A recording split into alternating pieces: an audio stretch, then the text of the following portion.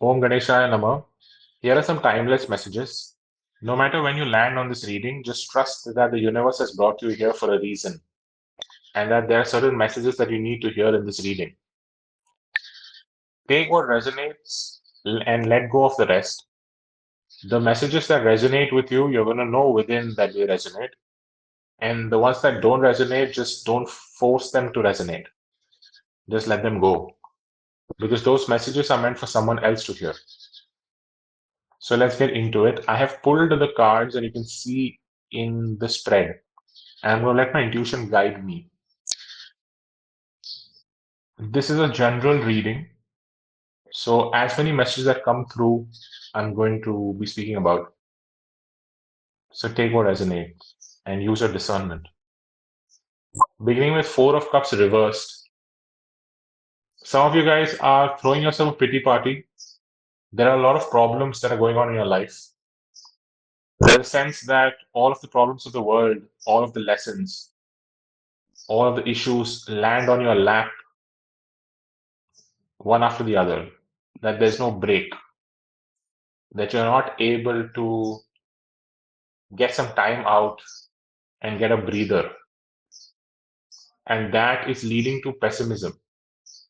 That is secretly building resentment within that needs to be taken care of. Because that sort of attitude is not going to get you anywhere. That sort of attitude further pushes you in feeling helpless, in feeling like everything is against you, that the world is against you, that the universe is against you. So it is important that you find out this seed within and remove it. So I'm not saying that you are completely pessimistic, but there could be certain hidden layer of pessimism building underneath because the mind is very tricky, our ego is very tricky. It often germinates within. There are these certain seeds that start germinating underneath that we're not aware of, and that sort of weeds need to be cut off immediately so that it does not build up into something big, which later on ends up exploding. So see this and just understand that everything that happens in the world and everything that happens is for you and not to you. All the problems that you're going through are for a reason. There is a lot of karma that's being cleansed. There's a lot of lessons that you're being taught. So it is important that you put your awareness on these lessons and learn them so that you can cut to the loop and finally learn the lesson and move on. So you can stop attracting the same kind of problems again and again. Then we see the Ten of Pentacles. This is what's telling me that you are close to a breakthrough. This shows the end of a cycle. This shows the support of ancestors, the support of community, support of people, support of family. All that is available to you, but somehow you have isolated yourself. And because of this attitude, it feels like things are more heavier than they actually are. There are cycles that are coming to an end soon. So trust and continue on this path. The King of Wands is talking about passion.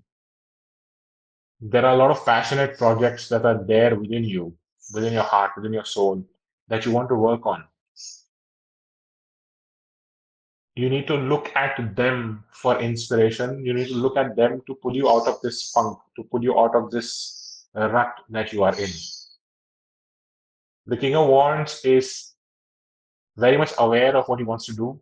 He's very passionate and fiery and very driven about the things that he loves. And he's going to make it happen one way or the other.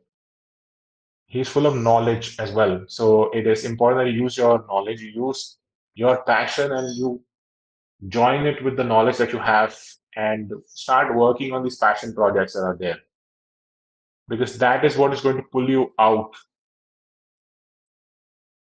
Then we have the Nine of Wands. So this is where the tiredness is coming to, the exhaustion, where all the difficult life lessons that seem never ending, that have continuously been coming one after the other, and it has extremely tired you out, and it's very exhausting. And you want to give up, you want to go home and sleep, and you just don't want to face, but you're being asked and encouraged to continue on this path, to stand in front of any of these problems that come through, because you're very close to a breakthrough. You're very close to ending out chapters that need to end, that need to finish. And ending of chapters always leads to new beginnings. And that's what Ace of Swords is. That's the new beginnings. That's the mental capacity that you're going to be blessed with, to be able to plan new things, to be able to use your intellect, to be able to get inspiration from different sources that help you expand on your passion project. So be aware of the ideas that come to you out of nowhere, especially when you're watching a movie, listening to a podcast, watching a video, having a conversation with someone, or maybe something that you see on Instagram or you see on any other social media platforms.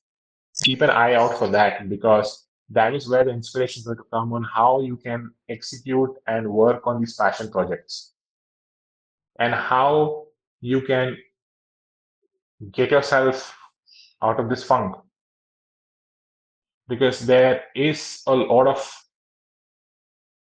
you have a lot of mental capacity, but it's not being used in the right way, and you're being encouraged to use it in the right way. Because us humans have been blessed with a brain that can think and comprehend, but we often use it to stress on things. We often use it to imagine the worst case scenarios. We often use it to think of everything that can go wrong, instead of using it to solve the problems, to invent new things, to brainstorm, to do all of that, to study. Instead of that, we misuse it and put it in the wrong places, and that's what makes us keep feeling even more low, and that's what keeps us stuck in lower vibrational states. Then we have the Three of Cups, which is asking you to socialize more, get out of just being by yourselves, start meeting new people, start meeting friends. It's asking to cherish the friends that you have that want the best for you.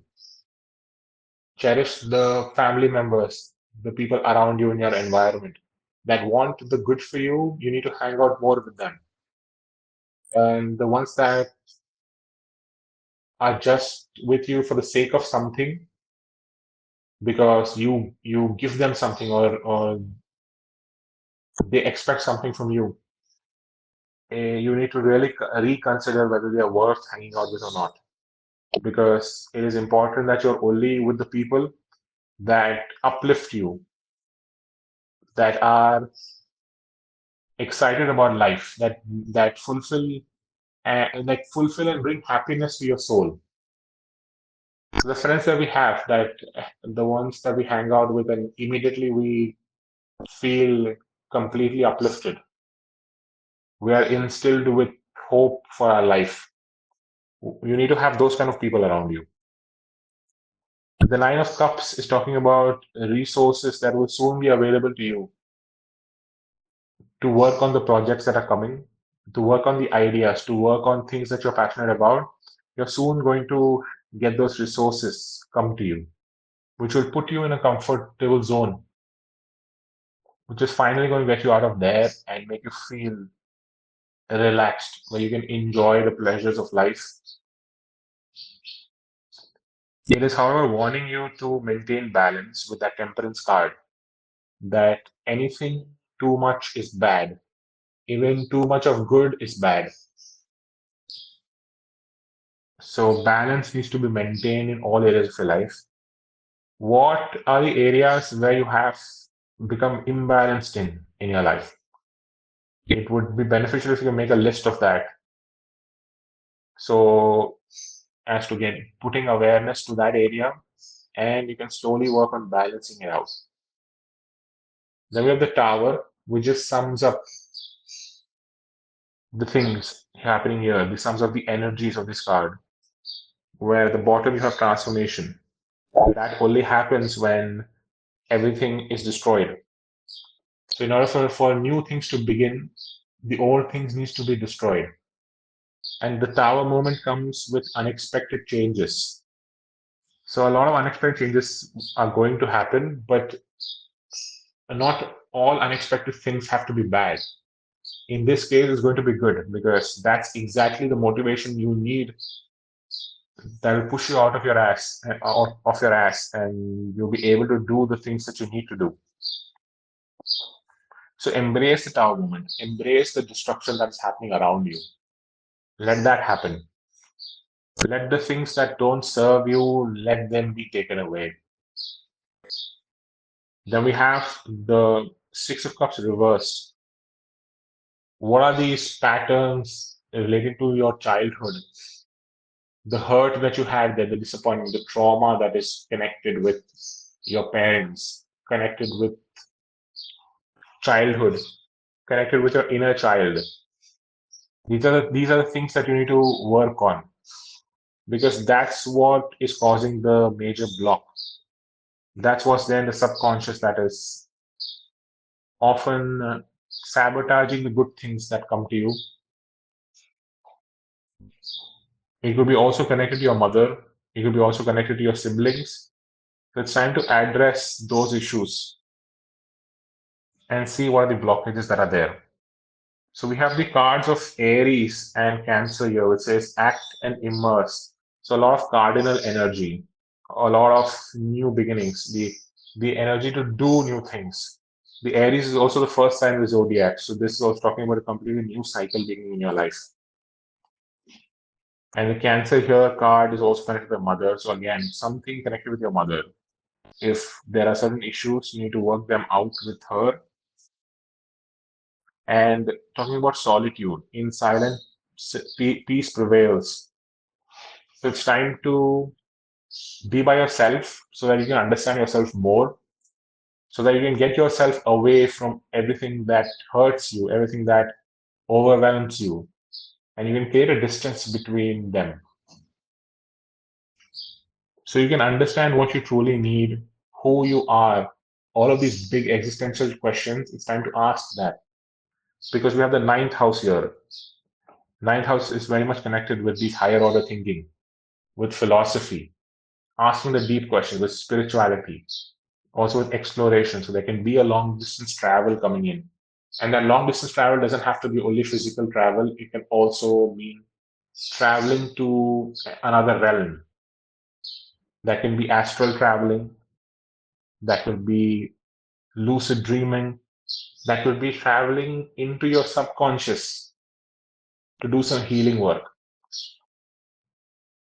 Then we have the Sun card here, and these ones were the outcome cards. So I love that to have Sun there because regardless of whatever you go through, regardless of how many bumps that comes in and however uh, intense the roller coaster ride is, eventual outcome is going to be very loving, very healing to you, to your inner child.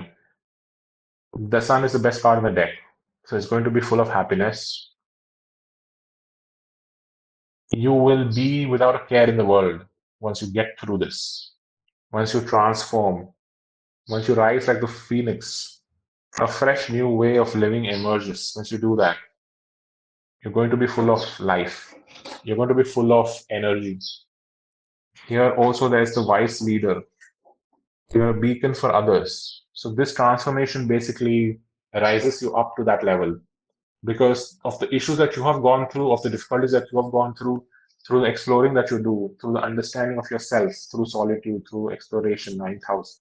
Through all of that, you're eventually going to, of course, become a wise leader and you're going to become a beacon for others because people are going to look at you and they're going to see how you have conquered your demons, how you have pulled yourself out from the darkness pull yourself out from the trenches. Here you see the Six of Cups, and literally people down there, you becoming a vice leader will be able to pull them out of the mess that they are in. You necessarily don't have to do the work for them, but you're going to be guiding them on how they can get themselves out of there.